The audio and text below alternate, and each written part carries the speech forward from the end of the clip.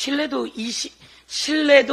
21% 윤석열 대통령의 영일만 석유 시추 브리핑은 국민의 관심이 아닌 국민의 의심만 산 시츄에이션이었습니다. 왜 지금 저런 발표를 하지? 갑자기 윤석열 대통령의 발표가 있자 관련 주식이 불기둥처럼 주가가 올랐다고 합니다. 과연 이 발표로 이득을 보는 사람들은 윤석열 대통령과 무슨 관계가 있을지 의심하지 않을 수 없습니다.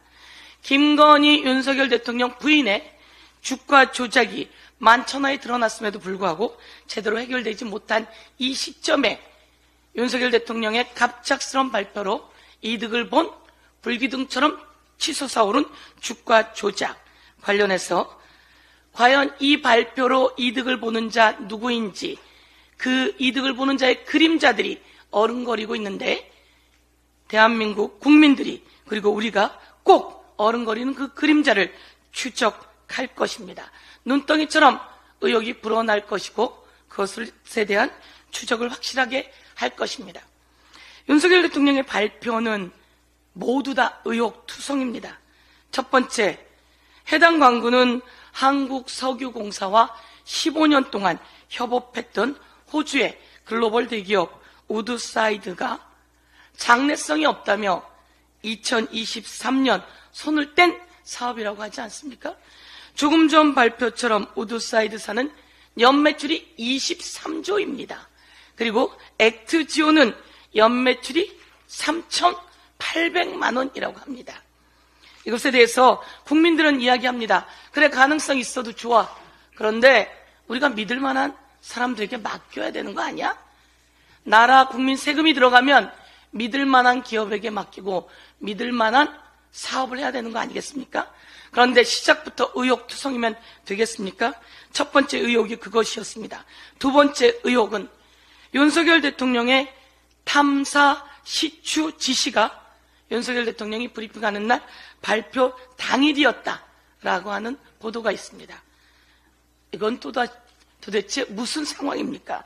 윤석열 대통령의 탐사 시추 지시가 발표 당일이었다라고 하는 것에 대해서도 의혹을 제기하지 않을 수가 없습니다. 그러면 이와 관련해서 산업부가 이야기를 해야 되는데요. 몇 가지를 빼고는 모두 다 기밀이라며 설명을 제대로 하고 있지 않은 상황입니다. 이런 의혹이 눈덩이처럼 불어나고 있는 이 상황, 대통령은 대한민국 국민의 혈세가 들어가는 만큼 철저히 국민 앞에 공개해야 합니다.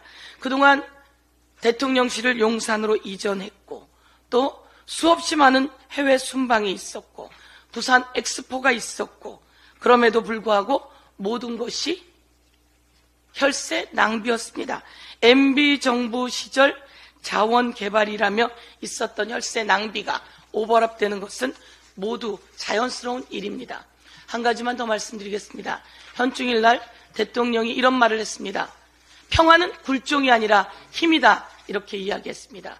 평화가 꼭 필요합니다. 윤석열 대통령에게 경고합니다.